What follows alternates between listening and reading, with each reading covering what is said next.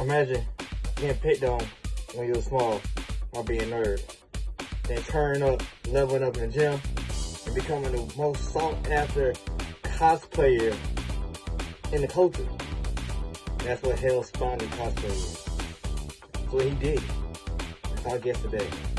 So you ever seen the black He-Man, the black Kratos, or now the popular one, the black Cyclops? That's the man. Hellspawned, dope guy, and he's making a safe space for Blerd everywhere. Check him out. The interview, dope one. Specks, let's go. You already know what it is. Review from Legacy Review Conference is. Wow. Alright, welcome back to the hood. This is Chillin the Green Box with Specks, Thompson in the view. And thanks my co-host again for, the intro. He's been doing a great job this season, staying on topic, with the show.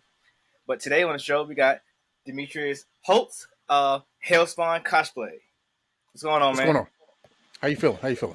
I'm feeling pretty good, man. For the people who are not aware of what you do, explain to them who you are and what you do. I do so many things now.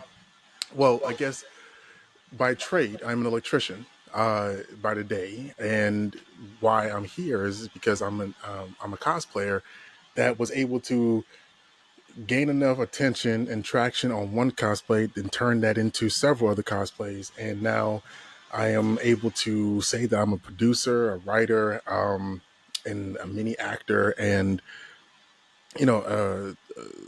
somewhat executive partner to a new streaming service that's coming out this year, hopefully, with all the push that we're getting.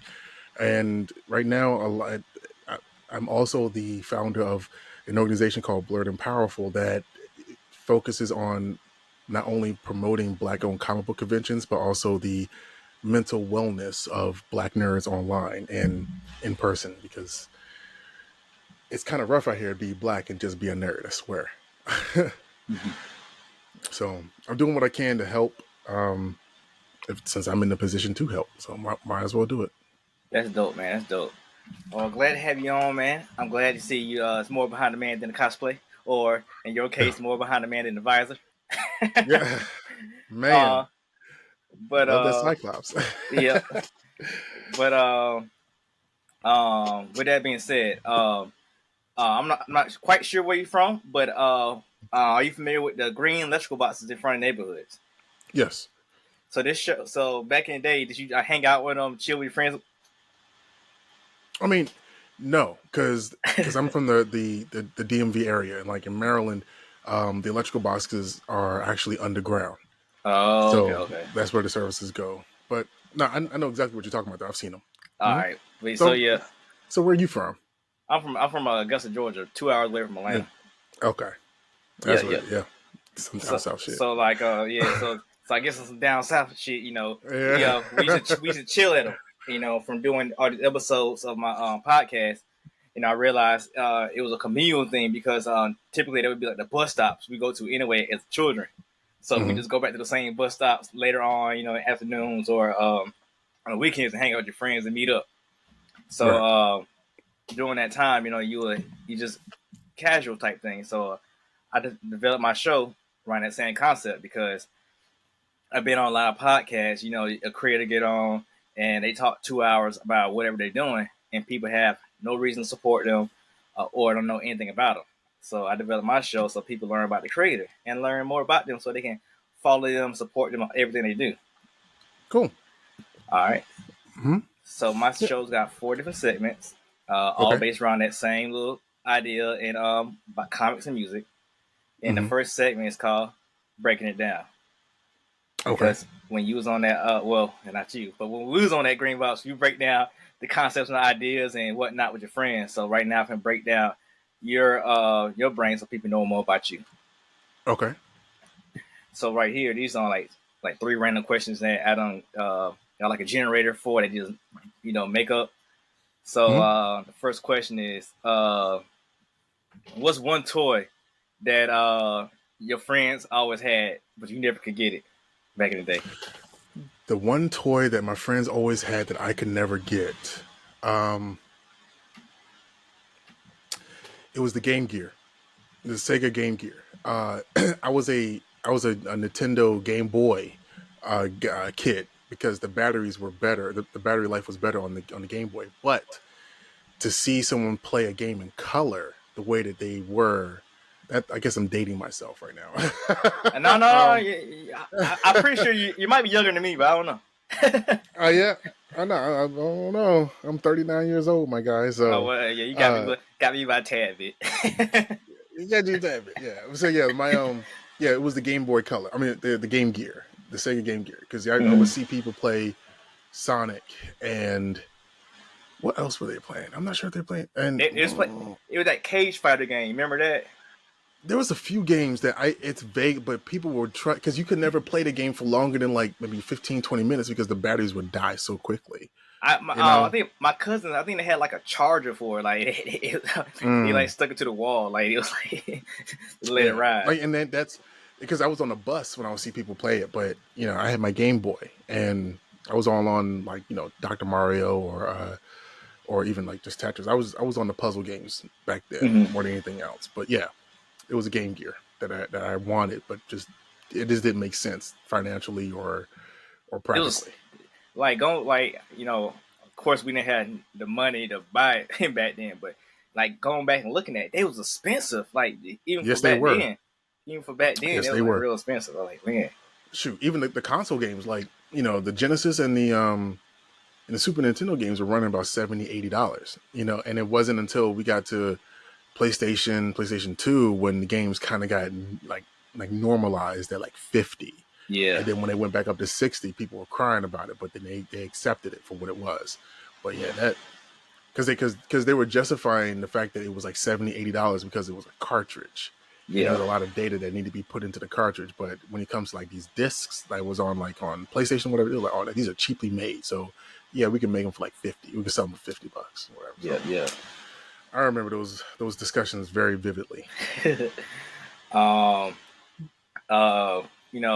never had that either. I wanted it. I never had it. But another thing, I guess probably like 10 years later, 10, 15 years later, the Engage. Remember that? Yeah. That was a phone. I wanted that. Yeah. Okay, so yeah, the Engage was cool because it was a game system, but then I think right around the same time the Sidekick came out, and that was like it was between that and then another like a two-way pager that came out at the same time. Yeah. But yeah, the Sidekick was where it was at for me anyway. Okay. All right.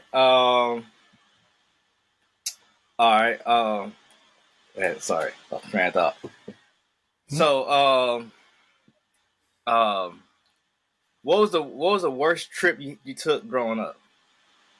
The worst trip, or recently, like the worst trip you ever took? I think I had to like. Oh, my mom was in tech school. Both my parents are Air Force, and my mom had to go to tech school. I think when I was like 6 or something or another, and we had to drive to Texas from Maryland. And that was a hell of a drive. There was so much flat land. I never wanted to do that again. So I think that was I can actually say that's probably the worst trip I've ever taken was a mid cross country drive to Texas. Yeah. So from DMV, right? Yeah, from Maryland, from that point. So was that like 20 hours? I mean, as a kid, I don't remember how long. It felt like forever.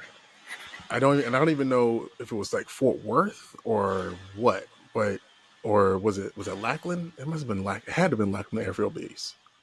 Because where I'm at, it's over 10 hours. Yeah, man. It had to be crucial. My parents are from Florida. My parents are from like South Carolina and Florida as far as their lineage and whatnot. So I spent a lot of time growing up driving to mid central Florida to for family and for like business situations or whatever, because my parents own property down there. So being in the South is something that I'm accustomed to being. Like I even went to school in North Carolina A&T. So like I'm accustomed to what the general South is. Even like my brother lives in Atlanta, Midtown Atlanta. off of Peachtree and whatnot. So like he's like in the mix there in Midtown. So I'm familiar with it. I just don't like the South. I don't like being in the general vicinity because there's too much that can happen, and I'm a former police officer. And so like there's like more than Maryland. Y'all just lost a bridge. yeah, we just lost a bridge, but people don't be getting lynched like they be getting lynched down south now. Come on now. What? Because the body stays on the street there.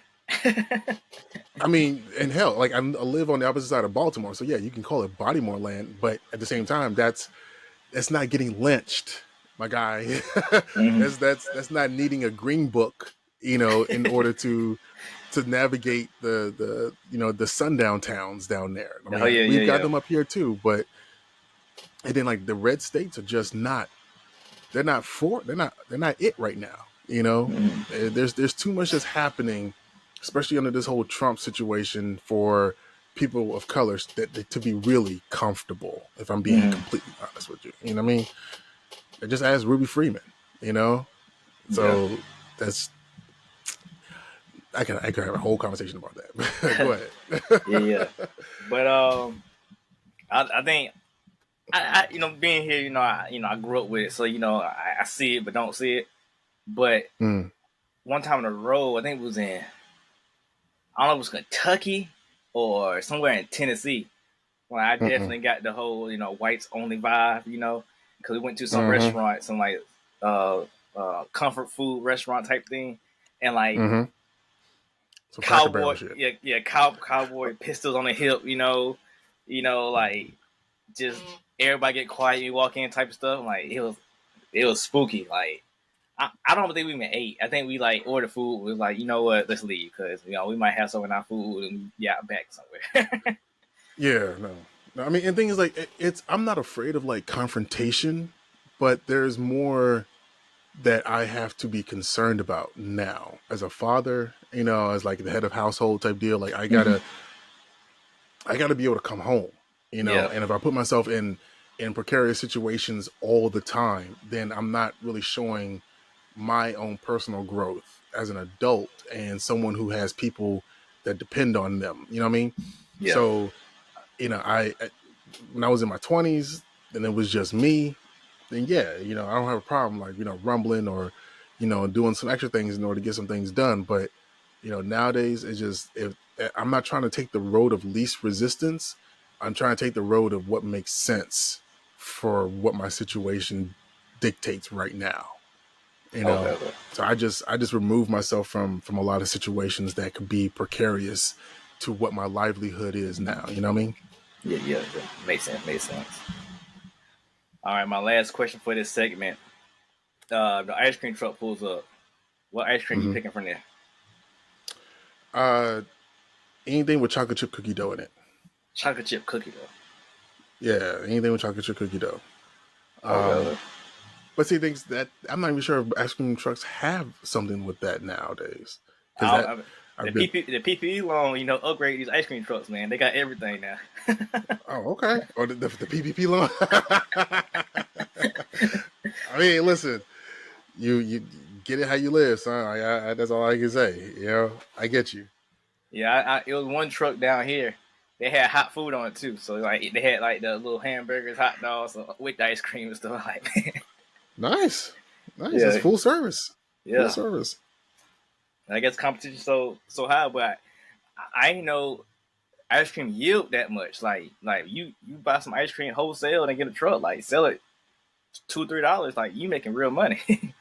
What gets you the refrigeration? Yeah, and the insurance. Yeah, and the insurance because you got to have, and I think you have to have like a CDL in order to drive one of those trucks. But don't quote me on that. I would say no because no. You don't need one for a Sprinter.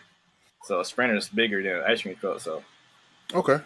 Yeah. Well, a 16 passenger Sprinter. I think that's the biggest one. 22, 16. Yeah, you okay. could. I forgot where the line get drawn at. Even like the box trucks, like like U-Haul trucks, where they actually like do shipment for like real places. You don't need one for that either. Really? Yeah. That's the okay. the new come up, that people doing when they buy these box trucks, and they doing like you could do like a one load. I think it's like $1,800, something like that. Hey, the hustle's real. Yeah, What's man. up? But that's the end of that segment. Wait, talk about this ice cream. So you like the actual, the dough balls in it, or just like the flavoring of it? Oh no, I like the dough balls. I like the chocolate chip cookie dough. Like, yeah, that's because like ice cream's cool. We get too hung up on like the standards. Do I want Neapolitan? Do I want strawberry? Do I want straight up chocolate or vanilla? But it's that extra. Like I can understand why people like mint chocolate chip, because it's got a little bit of kick to it. I like the graininess of the chocolate chip cookie dough. Like that's cool to me. Cool, yeah. As I get older, cause my mom, she used to eat the butter pecan ice cream. But like same with my dad. But now that salted pretzel, no, that not salted pretzel, that the caramel pretzel ice cream. Caramel, yep, the salted caramels. Yeah. That's decent. That is because like I think you can get that at like a cookout, can't you? Cookout guy, y'all have cookout? Again, I'm around because like cookout is where where you get the milkshakes, but yet you would go to Mrs. Winner's for like chicken, like cheap chicken. You know what I mean? Or you go to like Mayflower for like the popcorn chicken or popcorn shrimp, excuse me. So it's like you go to different places down there in order to get what you craving. Yeah. And Cookout had the milkshakes. Yeah, Cookout has everything. I think they literally just got just a selection and they just poured it in ice cream. Type of deal. Yeah. But no, I think the closest thing to a Cookout we have up here is like a Sonic when it comes to y'all got Calvert's? Calvert, no. See, I don't know where that's originated from. Where it begins. Because, I mean, don't quote me, but I think we got 2 or 3 in Georgia. We literally got probably like maybe one somewhere close to Atlanta. We got one here and probably one somewhere else. Okay. Oh, yeah. All right. Well, that's all I got. My next segment is back issues. Being a comic observer, you should know about the back issues. But people who don't know, if you want to know about a character's origin story, you want to know about Wolverine's origin story, you read his back issues to find out more about him. So in this segment, we can dive into your back issues to find out more about you. All right. So you told me already, but where are you from and what do you call your hood? From Clinton, Maryland. So the hood would possibly be like PG County, Maryland. So yeah, I'm from that area, and I bought a house in Baltimore County back in 2015, and that's the house that I'm in now. So I've been a Baltimore County resident close to about 9 years now. Yeah, that's dope. Yeah. All right. What made you, I guess family, but what made you just stay there? Well, the thing is, this is home for me. Like, even though my parents are military, I was born in the Azores, Portugal. So, I was 2 years old when we moved here to the States, and I grew up here. And as far as me staying here, it made sense because well, for one, like my entire ecosystem was here. Even though I went to school in North Carolina, DMV is still home. And, you can make the most money if you work for the government in particular areas within the country. And this is one of the areas that you can make that kind of money for. And like, the cost of living around here, you need anywhere between $60,000 to $70,000 a year just to live comfortably, if not more. So I was making that then. And then like my dad started an electrical subcontracting firm in 2012, and I had been working as an electrician since I was like 4 because he's a master electrician. So he used to take me on jobs with them. So I used to, do that with him. and I worked for a few companies between high school and college. Excuse me. So when I was with, I had already been through Capitol Police, Pentagon Police, and I was working federal security because there was like more money in it there. I was young. I was moving around doing a lot of different stuff I didn't need to be doing, but that was like, it gave me the most flexible lifestyle. I had like two jobs. I had my own place, and having your own place at like 22, 23, 24 years old is like really like unheard of, especially was like at that economy, 2007, 2006 timeframe. And then I met my future ex-wife. um, and we got together. We were basically running around and got married in 2014, and then we bought this house in Baltimore County because the further away you get from DC, the cheaper the homes are, or at least the more value the home has for the amount of money that you can pay. So like if like this is a house that's 5 bedrooms, 3 baths, right? The closer you are to DC, the more likely that would be anywhere between 600 or 7,000. I'm sorry, 600,000 or $700,000. Whereas in the Baltimore area, if you can get into like a nice neighborhood or whatever, like this was 270. So it was like a really good deal, newly renovated. So, it was just far as shit from everything that I'm used to. So, you get accustomed to traveling, for your commute being an hour to an hour and a half. You get used to it. Oh. But yeah, like I haven't felt the need to move, and then, got divorced, and then, met the mother of my child about a year or so later, and that didn't work out. So, my son's here. My son actually lives about 67 miles from me. So, and I'm not going to sell my house anytime soon because the market's not right for it right now. And I don't have the money to buy a new house that's closer to him. So I got to make things work between my parents' house and my house and the house that he lives in.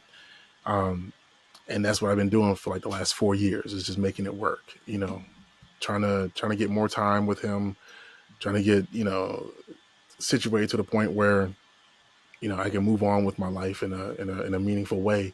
But then like bring my boy with me, however, whenever I want to, and however possibly I can.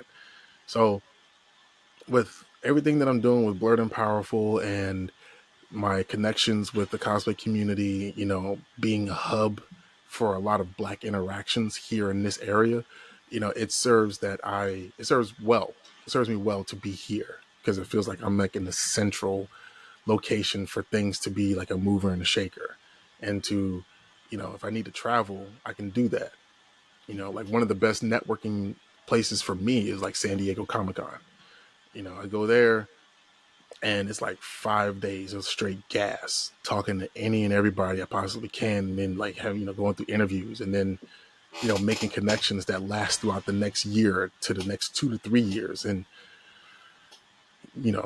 basically create friendships out of that situation. So it's been a wild 5 years, if not 6 years, ever since I got into cosplay.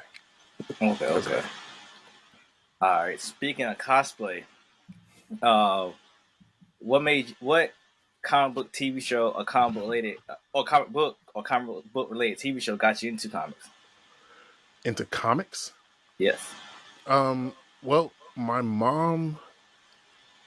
Okay, so on those trips to Florida, like we were taking when I was like younger, it was all about, my mom and my dad promoted me to be able to read all the time. And so whenever we were going down to Florida, you're on the 95 corridor, you stop by like these flea markets or these thrift stores or whatever, and there's always like comic books that were there. And there was always like a Marvel, like What If book. And I think I still have some of the ones that I had some, back in the day, but as long as I was reading, my parents didn't care what I was reading, and the more that I read those stories, the more I wanted to like be into those characters. And that's when I started collecting the Marvel 93, 94, and even 92 Fleer and Flare like cards. So I got like my book is somewhere around here. Oh, over there. Like my book of cards is right there that I've had since I was like 6, 7, 8 years old. And then like from there, it's just like my mom and I just we started going to like comic book stores to not only read the books but get the action figures. Like all of this stuff here that you see behind me, I've had since I was 4, 5, 6 years old. Like my Wow. original, Castle Grayskull is sitting over there, and Turbo Man from Jingle All the Way, that Arnold Schwarzenegger movie, I think came out like in 1992 or 1993 with like Sinbad. I got one of the original ones right there. So it's like, a lot of this stuff is vintage, and the more you collect, the more you know, and the more you know, the more you want to collect. And cosplay just became a natural progression from doing bodybuilding competitions to that, and then just having these props or these toys that I could use in cosplay. It just worked out. It was like I was on the path to being this person my entire life. That's cool. So how you manage to keep up with all that stuff 35 years later? Well, I mean, I dust every now and then. I got my son dusting. And like I still play with stuff. Like, like now that he'll be 5 in August. He's at an age where he's taking in everything that we show him, and he's retaining it, and he's able to apply his own stories to things. So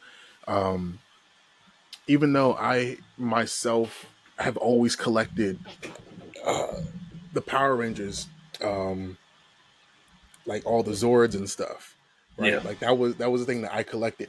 For my son, he's still not really paying attention to Power Rangers the way that he could be, but now that I got him cosplaying as such, if I dip the camera down, I got him some of the original The flip heads. The flip heads, and then like some of the other the 12-inch figures, like you see the White Ranger, the Red Ranger, and I think the Black Ranger. So yeah, and then like I say, I have him like basically just paint and like all the Spawn stuff is something that I've always collected. So I keep up with it because I have someone now who could use it when it comes to learning how to play, and just being intrigued with different stories, and then it's just a way for us to bond. So I haven't really thrown anything really away. Because I still got my 86 Voltron, and my Superhuman Samurai Cyber Squad stuff, and my Beast Wars stuff. Like I just kept it all. And, never thrown it away. See, I had all that stuff too, but I got tricked. Like I had a whole bunch. I had games. I had like Super Nintendo, the N64, the PS2, the PS3, like all that, like all them games. Mm-hmm. But I guess around the time GameStop was like giving you 50 cents, $1 for all this stuff. So like my dad got rid of all that stuff. Then I had some like models, like Dragon Ball Z, model Gundams, at least all the Power Rangers from like season 2 to like maybe Lost Galaxy. Maybe that's when I stopped. I stopped getting toys, but I had all the Megazords, all 6 Rangers, all that stuff. Mm-hmm. Ninja Turtles, like all the Ninja Turtles, the trucks. Then he was like, "Well, you you in high school now or middle school? No, I had high school. You in high school now, so you just gone." So like I don't remember him. I don't remember him even taking out the house. I just remember coming home one day, the whole toy box is gone. So like the most heartbreaking thing is, I talk about in the podcast a lot. One Christmas or birthday, whatever it was, me and my best friend, we got these Spider-Man toys. It was around the time of the Tobey Maguire Spider-Man movie, and they came with the issue 1 of Ultimate Spider-Man, and knowing Spider-Man story and whatnot, that issue didn't appeal to me because I was like, this Peter Parker story different. It's not the same, so I didn't really care for it.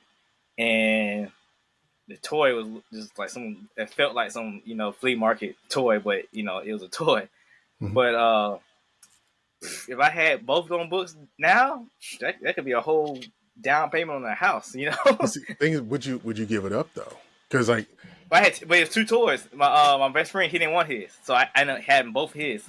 Because yeah, I just want to keep, one to read. That I hear you. Because I got Dragon Ball #1 right there, and I got X-Men 2099 #1, Gambit #1, Rogue #1, Cyberforce. I got stuff here that I would never give up. Like, even though it might net me, a pretty penny, there's no reason to. Because like, I look at my Zords now and I'm thinking, like, because I have in my mind, I only wanted to collect the Zordon era of Zords, and I still need Titanus. I need the Warrior Reel. I need the In Space Zords because I don't have any of those. And I feel like now I'm always on a hunt for them whenever I go to like a comic book convention or something like that. And there's something fun about being on a hunt for something that you've always been looking for. There is a part of me that dreads finally catching that car and getting the final thing, because I'll be empty then. But then I'll be whole. The fact that I finally got them all, and I didn't have to spend too much. But I don't know. Titanus is running around like $450 now for that. Ooh. Yeah, and like for the old school, for Lightning Collection. Oh no, old school. I don't have all the Lightning Collection ones are a little bit bigger than what the originals are. So like my combination of the Dragon Zord and the Megazord wouldn't fit in that Titanus the way that it would the regular one. You know what I mean? So yeah, and I think most of the Lightning Collection stuff is like black in color, aren't they? That's like the special edition. The special edition? Yeah, I'm good on that. I need the color. I mean, black is cool, but it's only black and gold. See, I wanted that the black and gold Saba if they had one. See, that looked dope. Wow. Yeah, I got the Lightning Collection Saba over there. That one, because I got the Lightning Collection and I got the original one hanging up. That's the one I had Jason David Frank sign, and that one is about this big. Even when you extend the blades like a little bit, but then that one, the Lightning Collection, yeah. See, mine was like when I was a kid, mine was small. Like mine was like had to be as That's saying as an adult, it's small. It looks small where compared to the. You could edit this out, right? Let me get the. You talking about with a rubber blade? Yes. Oh, okay. Hold on. So, bring that up a little bit. So this is the original one, right? Yeah. With the rubber blade, and there's the signature for Jason David Frank, right? So you see, this is how big it is, right? And this is the Lightning Collection one. So if I was to put it next to it, and like the Lightning Collection one isn't even fully extended, you know what I mean? Oh man. So and this is die cast metal. This is actually, it's got weight to it. Whereas this one here is just all plastic. Oh, okay. So I'm trying to get that glare off of it. Yeah, I see it. You know what I mean? Like the Lightning Collection stuff, or this is the Legacy joint. Legacy, yeah. Everything's bigger than what we would remember, because again, we're adults now. And everything's smaller now too. So when Toys R Us went out of business, they were selling the communicators, and I wanted the Gold Ranger one, and I just not thinking nothing of it, like, oh, they going out of business, I can go on eBay or Amazon and get it, later on. It's okay. Shoot, that's about cool $300-$400. Yeah. Like nowadays, you can get a communicator for like a reasonable like $60 to $80. If you run into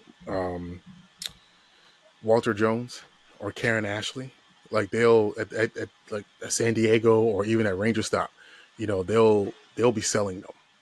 Oh, okay. You know what I mean? So, yeah. All right, all right. I've been trying to get in touch with Walter.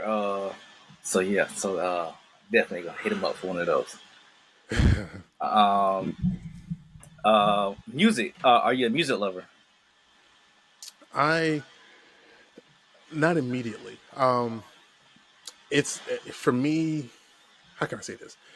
I've been into like hip hop and R&B and stuff, but I found like when I found like EDM and trance like music, I didn't really know what it was. I didn't even know what dubstep was. I just knew that I liked what I was listening to when I was playing Tekken 3. Oh, okay.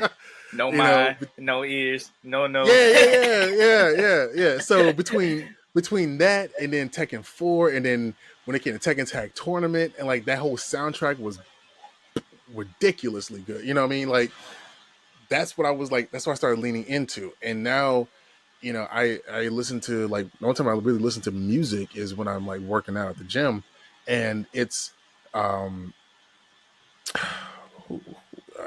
can't even think of the artist now. You know what I mean? But Dang. like yeah, because I'm drawing a blank, and I was just listening to him. What can I say? How can I say? So like, Nope. yeah, video game that music. Like, I started singing that song off top. But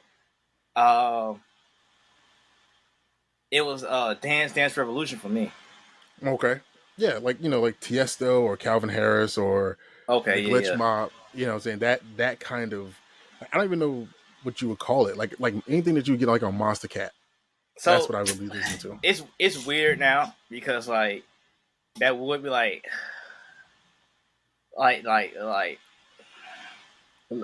EDM or trap or like something like house like that. But like Mm-hmm. it don't involve so much. Like you can call it pop music. So like it's hard to classify. Yeah, It's a lot of crossover. Yeah. I guess I'm still a DJ, but I used to DJ, and when I got into DJ, the guy who taught me how to DJ, he taught me how to DJ through house and EDM and things like that. So, like, I came. So even though I was like a rap hip hop DJ, I had them elements. So like, what got me in a different venues, I can play the top 40 songs because I learned that sound. So now I can blend anything because I had all kind of transitions to go from those EDM songs because it's a whole different play style to me. It's almost like putting on a show with EDM versus in a hip hop club. You're just like playing the hits almost. Right. So they gave me a different feel. But yeah, I know exactly what you're talking about with that video game. But right now, like I still listen to some. I mean, I listen to rap, but like I'm gravitating more to Afro beats now. Something about Afro beats or got me. See, so the thing is, the Afro beats, the same thing as like go-go. There's like this certain type of like cadence that's present throughout all of it. Like even if you're talking about like drill, you know what I mean? Like it's cool, but after like minute 6, you're just like, all right, I want to hear something else. You know what I mean? Yeah. But no, like the orchestra shit, like if you and even like anime openings, like certain ones, they translate well. See, I haven't got that nerdy yet, man. Like I did it. I was like that. I was like that in high school. Like I had like all the Bleach openings. I had like some Naruto ones, but like now, bro, to be honest, I skip most of them. Like you just like it's something like it got to be a feel. I guess like it's a certain feel. Like okay, I hear what you're saying because I just said it on Facebook just the other day that Demon Slayer, the first season opening will never be matched because we're coming in season 5 and they haven't been able to match that feeling from that first one yet. Mm-hmm. Yeah, I remember that. I can't remember the train intro. I can't remember the recent one. Not recent one. I haven't watched the recent series. Is it out yet? Demon Slayer? Yeah, new season. No, it's not out yet. It was the Swordsmith arc that was just over. Swordsmith. I can't remember that intro for nothing. Yeah, I vaguely remember the Entertainment District, but like like you said, the first one. I remember the first intro. You remember the first one, and then also like Attack on Titan. You remember the first one, and you remember this latest one, but the ones in between, not so much. Yeah, You know, I remember the Rumbling was a recent one. mm-hmm. I remember probably the first this was part 3 or 4 or whatever this last season was. I think I remember the part 1 intro. I think I remember that. Or part 2. Like it was pretty straight. Mm-hmm. Like my Hero Academia had some bangers. They had a couple of them. Mm-hmm. But when they got to the slice of life portion of their storytelling, it was like, I don't care about this one. I think a lot of times it also be they like Attack on Titan. They use a popular artist for the intro, so I think they either are they using popular known artists for these intros, or they using somebody who does regular, TV show music. I wouldn't be able to tell you. I mean, I can't tell you either, but I know the Rumbling was an actual popular band in Japan. Okay. So like sometimes these artists be popular. And that's why it sounds good, because they already tailored and cultured, they catch our ears and have us memorize the stuff. Versus the guy who sits in his office 10 hours a day popping out jingles, just to use in shows. So, I think that's the clear. I'm trying to interview the guy who made the X-Men theme song. I'm trying to interview him, but he said he worked on most other stuff, like I guess the Fantastic Four show, X-Men, and some other ones I saw in his catalog. And I was like, man, like people remember these, so like if people know what they're doing, it catches. Unlike what's the show? I had a discussion with the guy like, what was the Thundercats theme song? He's like, yeah, I love the theme song Thundercats, but what was it? All you remember Thundercats. Yeah. Yeah. I mean, I'd have the theme song in my head. I mean, yeah, you had it right there. But like some you don't remember some of them. Well, like he said Care Bears. He knew the Care Bear theme song like that. I was like, oh wow. That's like knowing the David the Gnome's, the opening. Like, really, my guy? But no, like that. Those were the series that put all their money in the intro. Mm-hmm. Whether it be like Thundercats or G.I. Joe. You know what I mean? Like that was where that money went. The visual would be beautiful. Like our Darkwing Duck. I was actually singing that at work last night. But But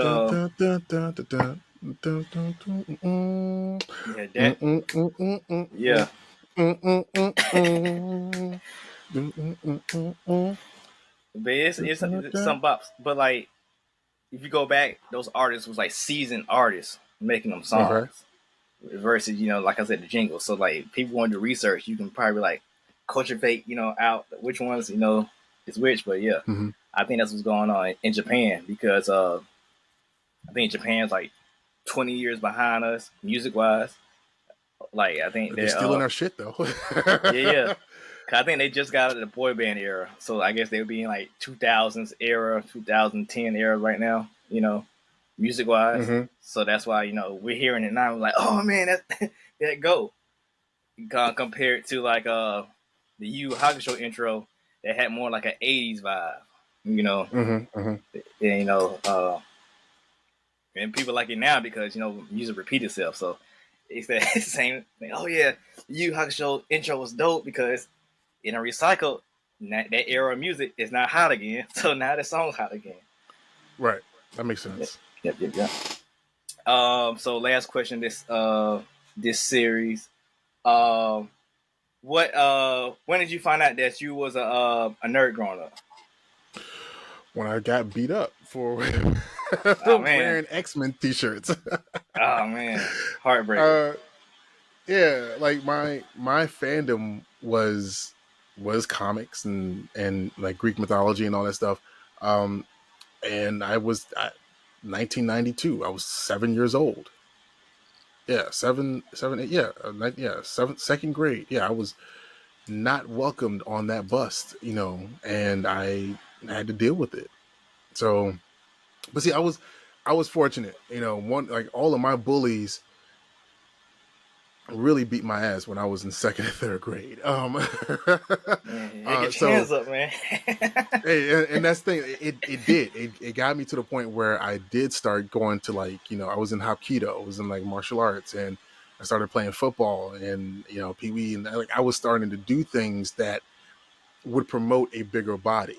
So by the time seventh grade rolled around, and one guy thought that he could bully me because I guess he thought I was an easy target. I handled him pretty well, Tim Freelon, and and that changed everything. I got my first pair of Jordans the next week. I got, I was on a high, and things just changed. So I'm not one of those guys that had a very bad high school experience. Like, I was on the homecoming court, like Prince and, like, Lord and shit, and college was fun, and, like, I had a good experience growing up, where I see a lot of Blerds have had very tumultuous experiences growing up. So yeah. I'm not sure it was you or not, but did you have, like, a transparent moment video go viral on TikTok a while back? Yeah, I think I know what you're talking about. Did it go viral? I mean, it came on my timeline. I mean, I don't mean see your stuff on my TikTok. I see your stuff on my Instagram, so it had to. Yeah, I remember. Yeah, it was, because it was actually, like, almost like 2 years ago now. But yeah, like, you sit there, you look at your kid, knowing that things are different for them, and you can't help but to be appreciative of how far you've come and how far the rest of the world has come to make things easier for them. But then in the middle of it all, you still have some underlying trauma that stays with you. And I don't know, sometimes people just forget that we're people. You know what I mean? Like, we're out here, we're cosplaying, we're having a good time, but all of a sudden we become, public figures, to the point where now we got to take requests, or we got to do giveaways. Like, where the fuck did that come from? Where did that start? Like, no, I started this for me. I might be in a position to inspire. I might be in a position to help, but those are not obligations from me. And some folks just lose perspective, and they forget their place, especially when they're online behind the keyboard. So, Okay. I mean, like, of course, like, I grew up with all that stuff, whatnot, but, like, when somebody asked me when I found out I was a nerd, like, maybe I knew, maybe I didn't know, but I didn't really, like, be a point till I was out of high school. But, like, I was always in different social circles, so it never really affected me. Like, other people affect, like, Specks, he likes Dragon Ball Z or whatever. Because, like you said, you played sports and did all kind of stuff like that. So, like, I was in the sports circle. Like, I can play sports. I can play video games. Or, I still hang out with the street kids. So you're a floater. You were like me. You floated amongst all the different circles. Yeah, Dragon Ball wasn't, like I said, I stopped getting beat up in the third grade, whereas others kept getting beat up while they were in high school. You know what I mean? And me, I was selling Dragon Ball Z, like, VHS dub tapes, like, out of my locker. Yeah.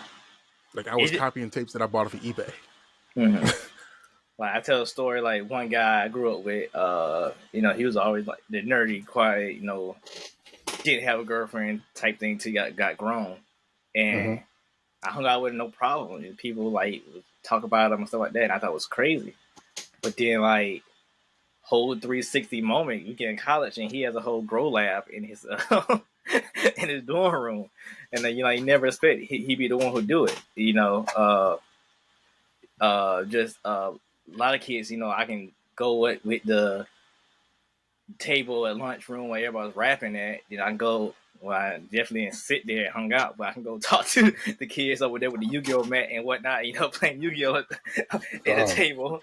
But like, I wasn't in gamers club, nothing like that. But like, you one who called me up to beat somebody in Tekken or Street Fighter or Mortal Kombat because I'm good at playing video games. Like like I said, I had all the video games growing up. Like I knew how to play everything. I didn't really find a challenge in the fighting game until I got to college. Going to a tournament. I was like, let me go win some easy money. I get mopped because I don't know anything about. In my it was a Miguel who got me on Tekken. Oh man. Yeah, he I don't know. You don't know nothing about no frame rates or stuff like that. So I just know just frames. Yeah. So no. I knew, but I didn't realize that King could do unblockable shit just from standing there with no charge. So yeah, I got taken out in the tournament too, and that was not fun. I was highly upset about that. Well, I got beat by a Miguel real bad in Tekken, then E Honda in Street Fighter 4. Like I'm like, who the hell picks E Honda? Then like he just mobbed. I think he ended up winning the tournament. I think it ended up being him and Chun-Li at the end of the tournament. And I'm like, who picks E Honda? Who wins that tournament with E Honda? But just when you sit there and play that character of like 94, 92, Street Fighter 2 came out till what? I was in college 2010, 2009, 10. Yeah, so yeah, we got a good little chunk to practice. Like I'm a Elite player. Well, if I play now, I play with Steve Fox. But I've been playing with Lee since Tekken 2. Okay.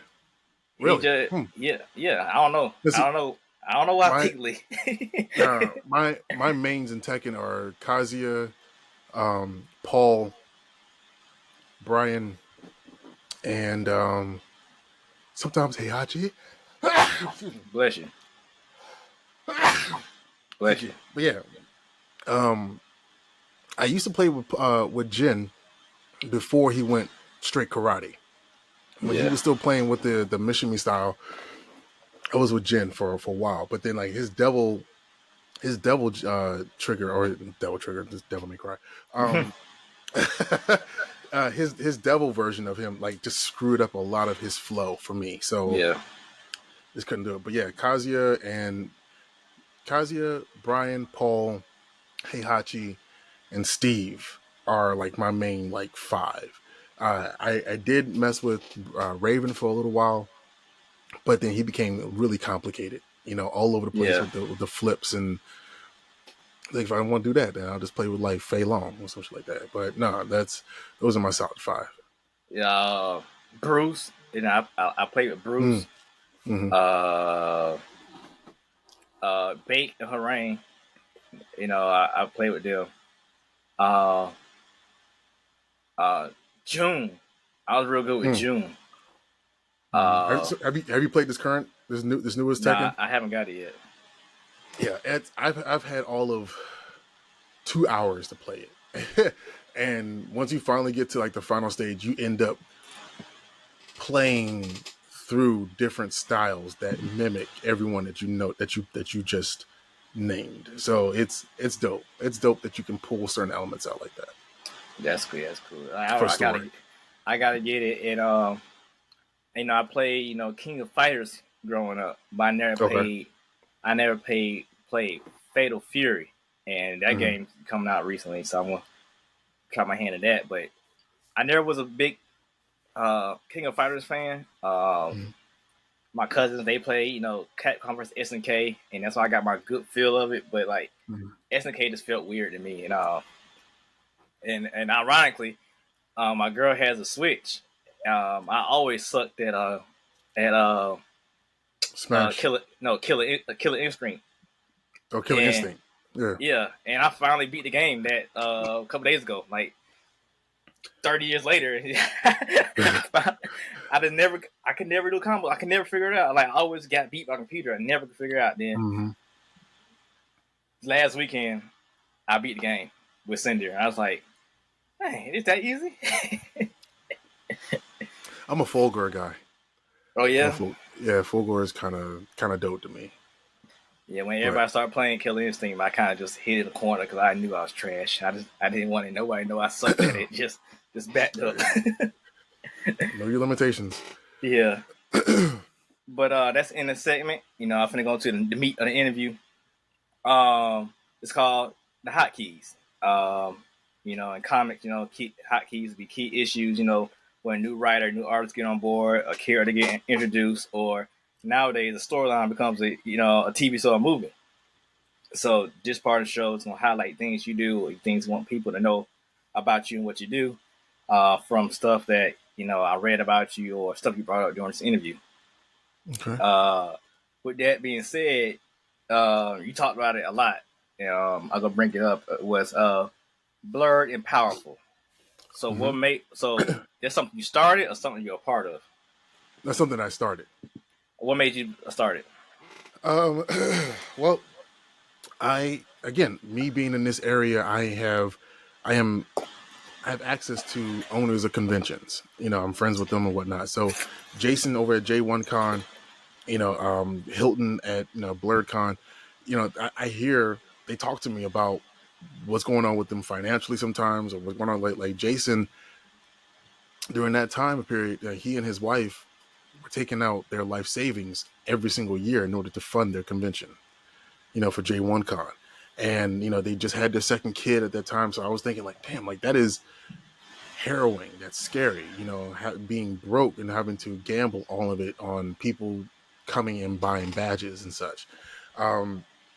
Black Label Comic Con, my dude there, he would promote, and then he would only get like a certain type of, demographics that would come to him. But he was offering, what his convention was offering was help on how to get started in the comic book writing business. You know what I mean? Like a lot of these conventions are like teaching, conventions in order for you to learn different skills and get a resume built up so that you can go to other conventions that would be, like on a bigger stage, whether it be like Fan Expo or New York, Comic-Con or something like that. You can say, I've done this panel here, done this here, yada, yada, yada. Or I've had experience where I've talked to this person, interviewed this person at these locations, and a lot of people don't give these conventions their just due because they're Black owned, And then like when I was going to San Diego Comic-Con back in 2021, oh no, it was actually it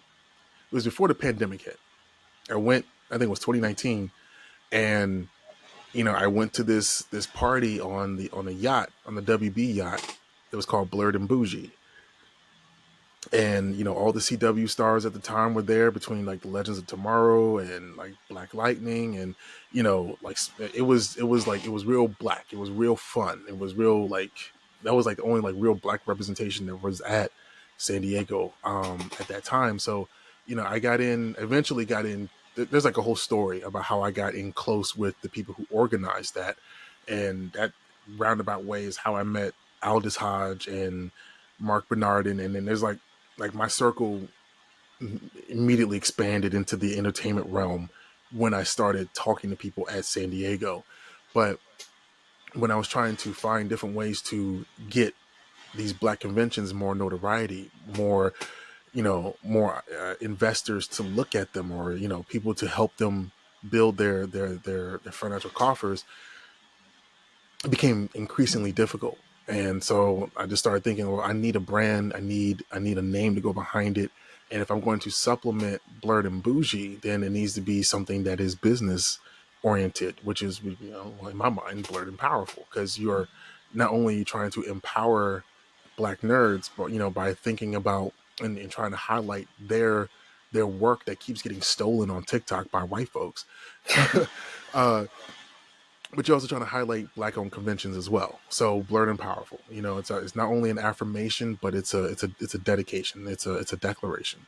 So I started that, and I knew the best way to market things was to get the logo out there, and to get the logo out there, you need to get some merchandise. So started a little Shopify store, and last year I went to San Diego, and I met someone who wanted to be my brand manager and help me out with it. And she doesn't live too far from me, so that was all like magic and lightning in a bottle. And she's taken over the Instagram, and she's grown it by like 4,000 or 5,000 followers in the last, like, say 4 or 5 months. So she's doing really well with that. And like we're doing things to get the message out there. I go to high schools, I go to HBCUs, I go to I talk to Boy Scout troops about what it means to be a Black nerd, and the fact that there is a community for them, and the fact they can be comfortable with who they are and what they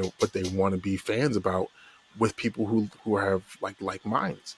And a lot of them didn't even know that conventions existed. Wow. So it's just it's like exposing babies to food. It's new sustenance to them. And these kids appreciate knowing that once they get to a point where they can like fully dive into their fandoms, they will have a community to do so with.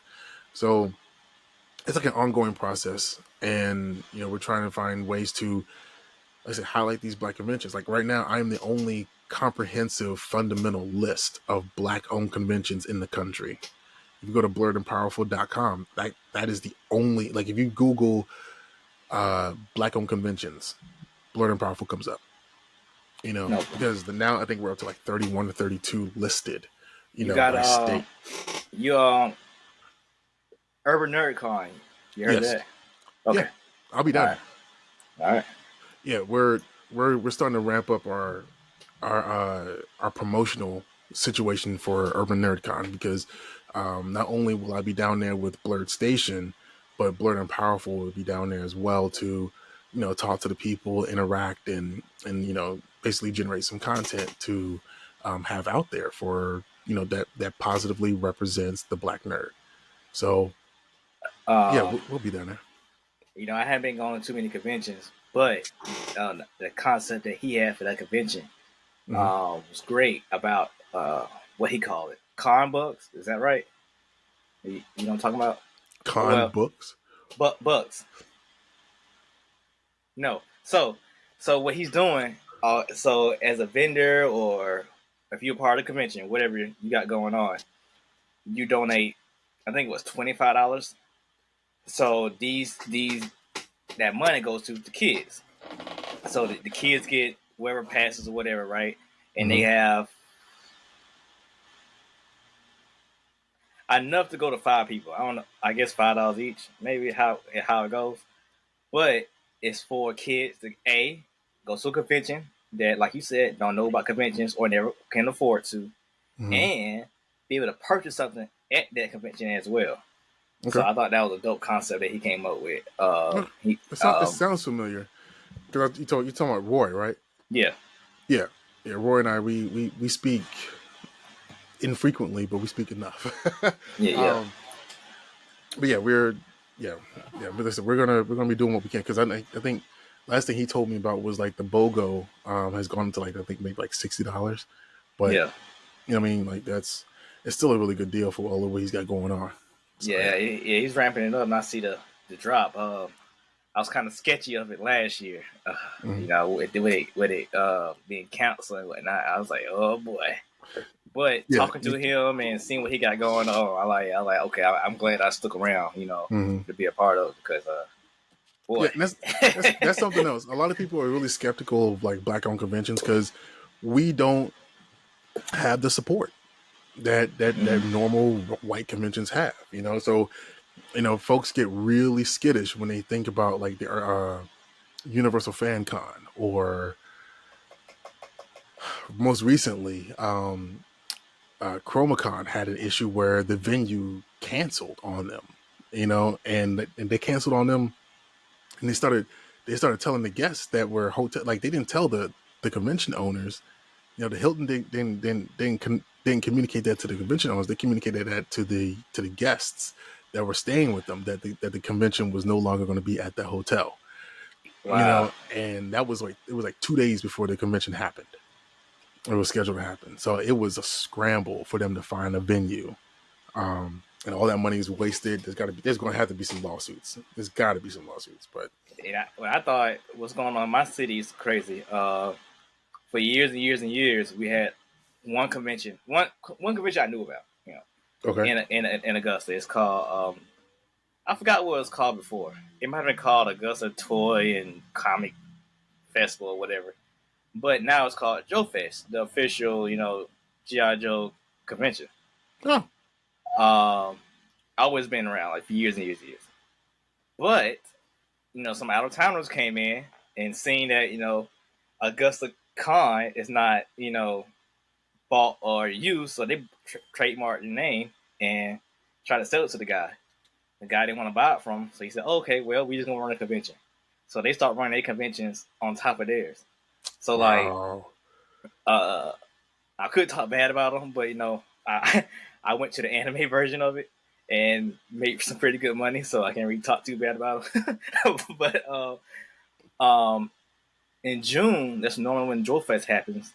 So Joe Fest is happening at the end of June, and they got their convention going at the beginning of June.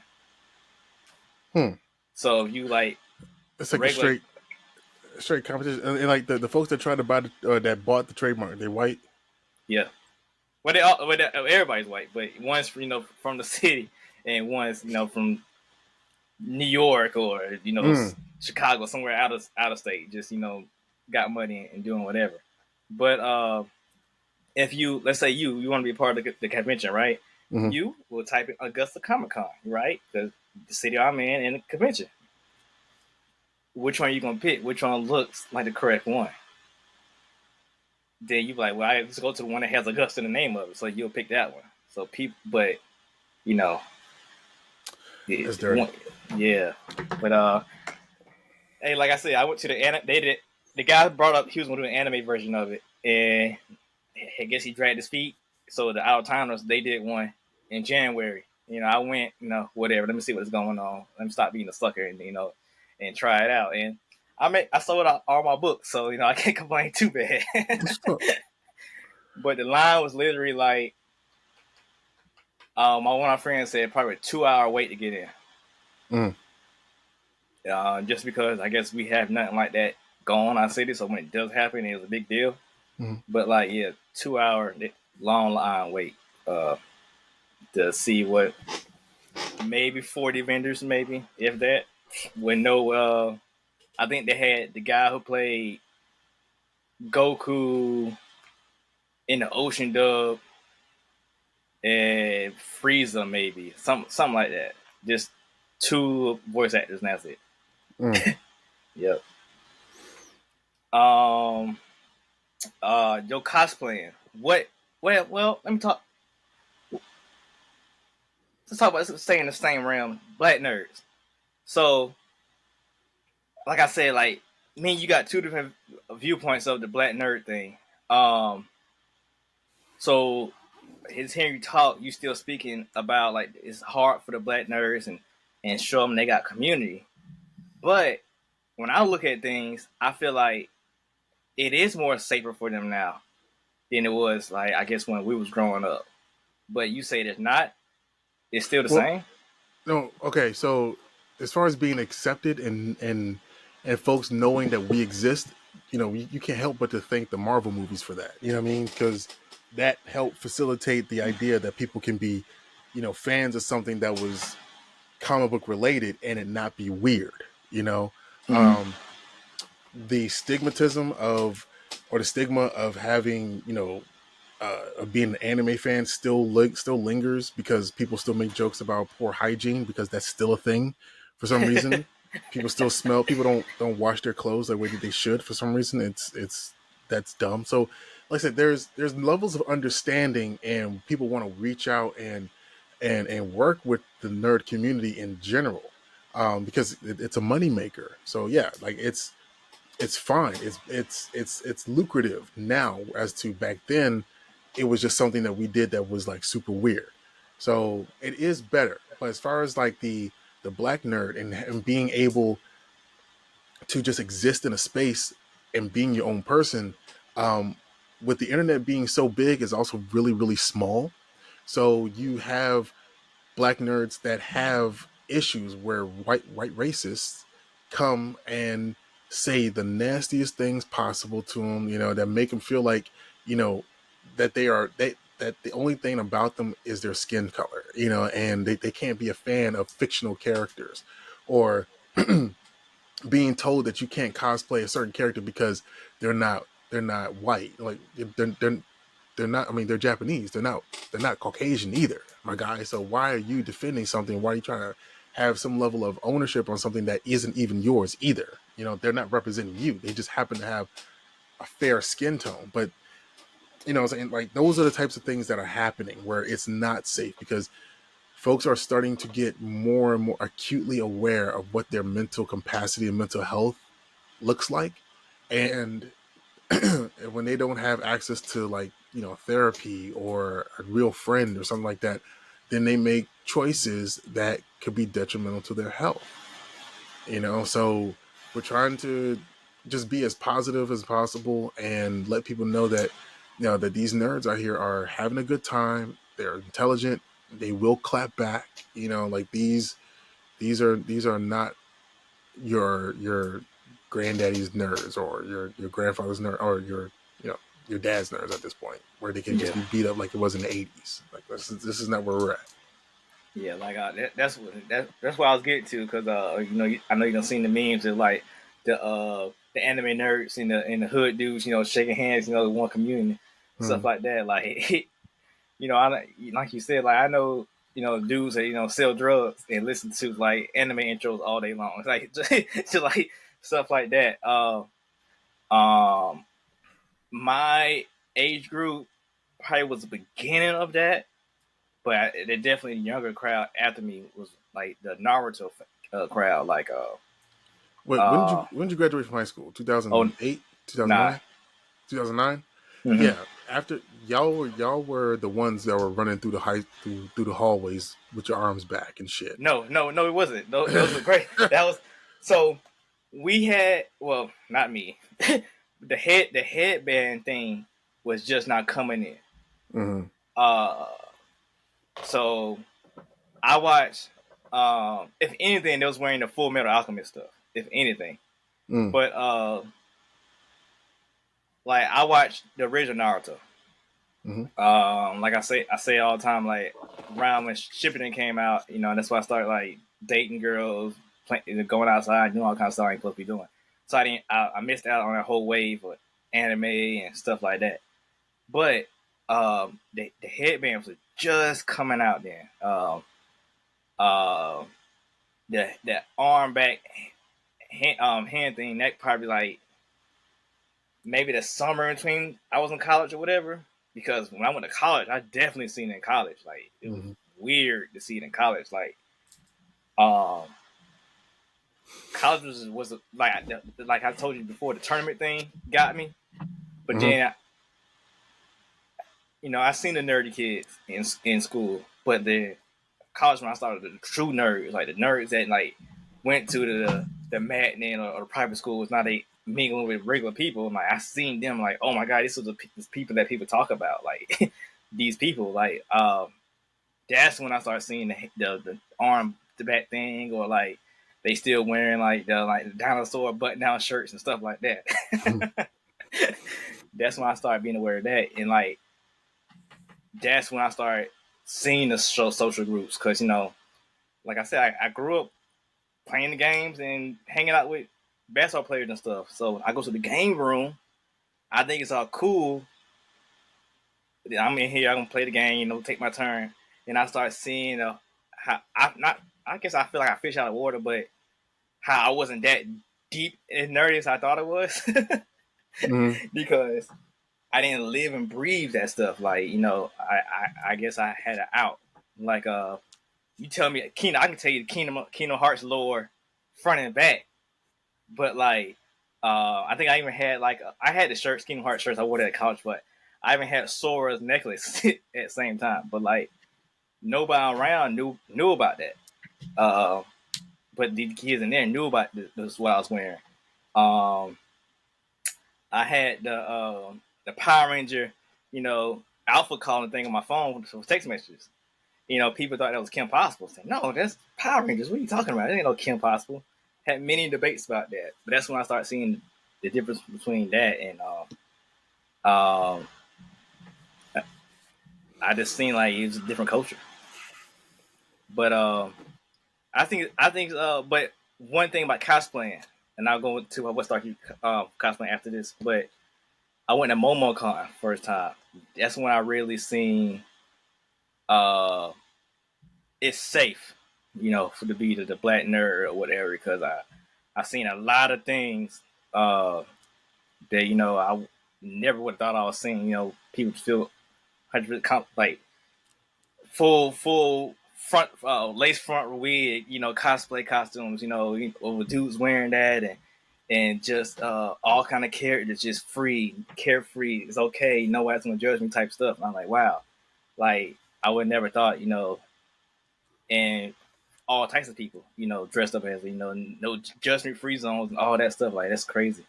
Even like skewed characters that I don't even know nothing about, people are cosplaying that and get excited.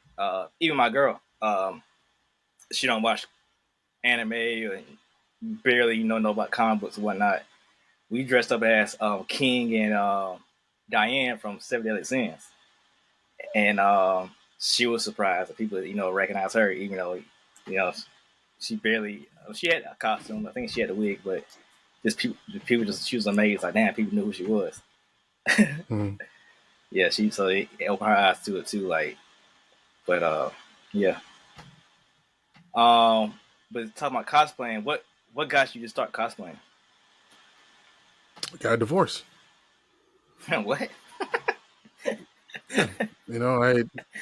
I was doing bodybuilding competitions with my ex-wife, and when we split, we hadn't we had been to a couple conventions before together, but we had never like cosplayed or anything like that. So, it was a time of transition. It was a time of change, and my first cosplay was Kratos, and when I got home that night and had to wash off all that paint, it was kind of like just like that the ashes from my former life were being washed away, and this is what I'm going to be doing now. That's deep. So yeah, I didn't realize it was deep until someone asked me about it. I was like, oh shit, that's some artistic stuff.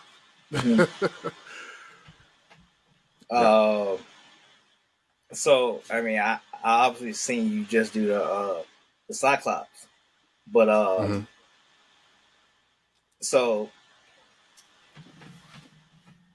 convention comes 3 day week convention, right?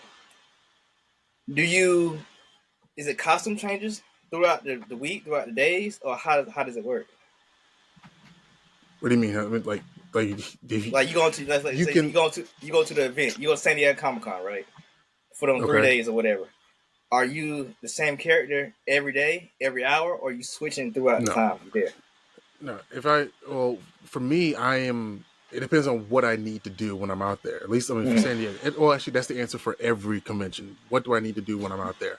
And I may cosplay one day out of the entire weekend, or I might do 2. But it's not the cosplay stuff. Like it has gotten to the point now where I go to conventions to work. I don't go to conventions for fun anymore.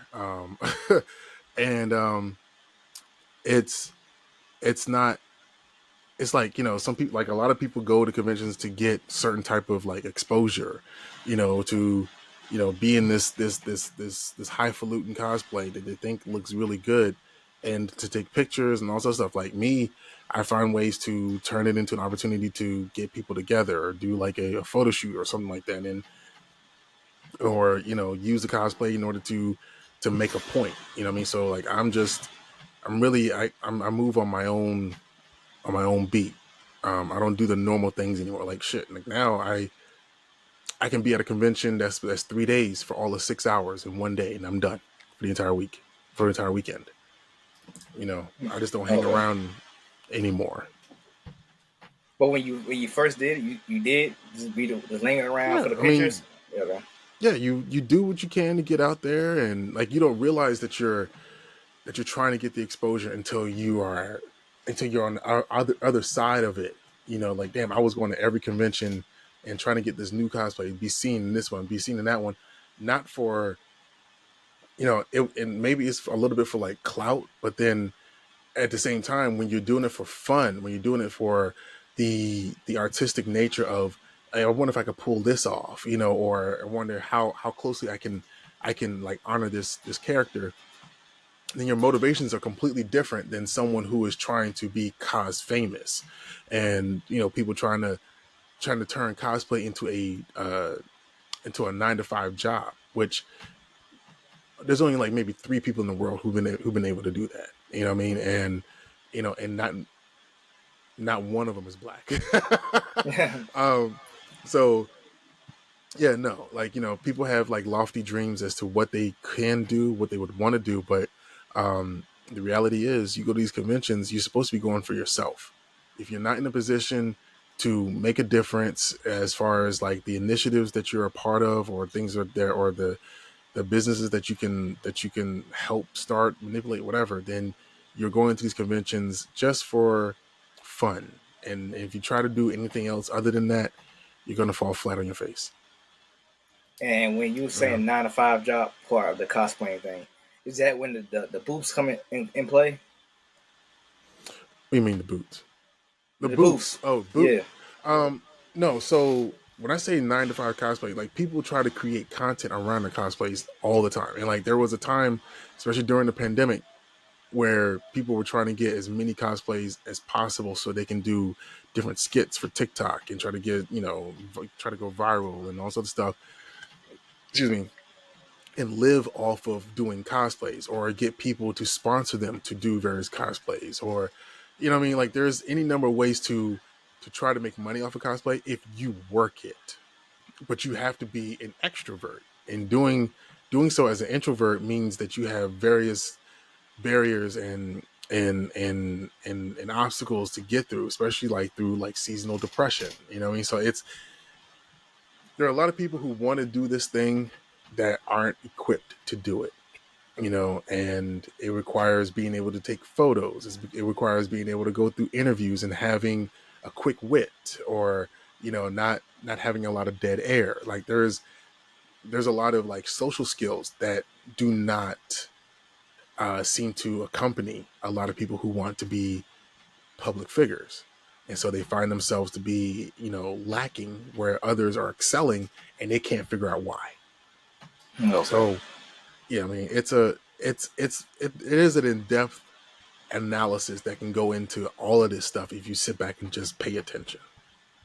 Yeah, I think I realized that I just started going conventions last year, and like let's see, I see Anakin Skywalker. I'm like, oh, that's a cool cosplay. I'd be like, hey Anakin, and they ignore me because I guess they're not, like you said, extroverts. They're not fully in character. They just there to have fun. They not. So they didn't make this costume. I'm trying to take a picture. They're uncomfortable, taking a picture, or blatantly ignoring me. They just want to, walk around, anything, expect whatever coming from it. Versus, I've seen a lot of bat dads. That's been a common thing I've been seeing. You bat dad cosplays, they going all out, with their stuff, and I think that's pretty dope. But do you make your costumes? I buy and then I modify them. Okay. My cosplays are like I'm a beginning to learn. I'm beginning stages of like sewing. So there are some things that I can make, some things I can get done, alter, modify, or whatever. But when it comes to like the foam smith part of it, or even like the full on bodysuits and such, no, I have an idea as to what I want to portray, but I entrust those who are professionals to create those images or those things for me. And once I get them, then I make them personally mine. And Okay. And yeah, we that's where I am with that. You know, like I it's not my job to make cosplays, but it's my talent to make those who make them, you know, highlighted. Like I can get someone's work out there. I can let people know that's where, you know, this is where you get it. This is where you go. This is where you go get your own from them. You know, give them business. You know, that's where one of my superpowers is. Okay, okay. And two more things, I want to talk about before I go to my last segment. Um, Blerd Station. What is that? I know Mm-hmm. you referred to that earlier. Blerd Station is a black-owned speculative fiction streaming service that we are working on launching, where we have partnerships with like Michael Jai White, his wife Jillian White, and now Orlando Jones. We're going to be announcing a new partnership here soon that is indicative to the alt black community. um, and what we're doing is we're creating stories that don't have us as slaves, that that don't have us under the thumb of some light skinned Tyler Perry villain. You know what I mean? Like there's nothing of that sort. Whereas we are doing things that highlight black people in stories that have been typically made for white folks simply because they're the only ones who've been able to get through the gate to write these types of stories. And Blerd Station represents an avenue to create a new black Hollywood where we won't have to, you know, entrust all of our hopes of, being represented fairly in mainstream media to people who don't even understand what code switching is. Because if you talk to any executive in Hollywood, like look at Black Lightning. Black Lightning started out to be one of the blackest shows on television, and then over time it got homogenized to something that middle America can digest. Once you No. start using words like that, you lose your identity as a black entity. So we are we are making waves and strides towards being a streaming service that is akin to not only Crunchyroll or Netflix but also Comixology, where we have black artists and books that will be accessible to this to the the customer. And it's there's so much that's happening with it. It's just amazing that we haven't been able to get funded the way we needed to yet to start producing this stuff. But we're on the path now. Okay, that's dope. That's dope. And it's funny you brought up Black Lightning because how it was. I worked at a factory job, and they knew about comics, but he wasn't too into it. We talked about The Mm, Wire and stuff like that. And I started watching Black Lightning, and I was so into it. I talked them to, like, hey man, it's like a black show, but it's like a superhero, da da. And I got a lot of them into it watching that show, and they don't care about MCU and none of that stuff, but they started watching it based on how I described it. And mm, what you just brought up made sense, like because season one was dope. You got to season three, you like, what's going on? So I mm. see it. Another thing that you brought up that well, I didn't know about and nobody interviewed even talked about was these panels at conventions that they're a learning tool or a beneficial to people who go or participate. Mhm, Can you mhm. briefly talk more about that? Like how does the panels work? Well, for instance, at BlerdCon allows for people who have unique ideas to present panels, right?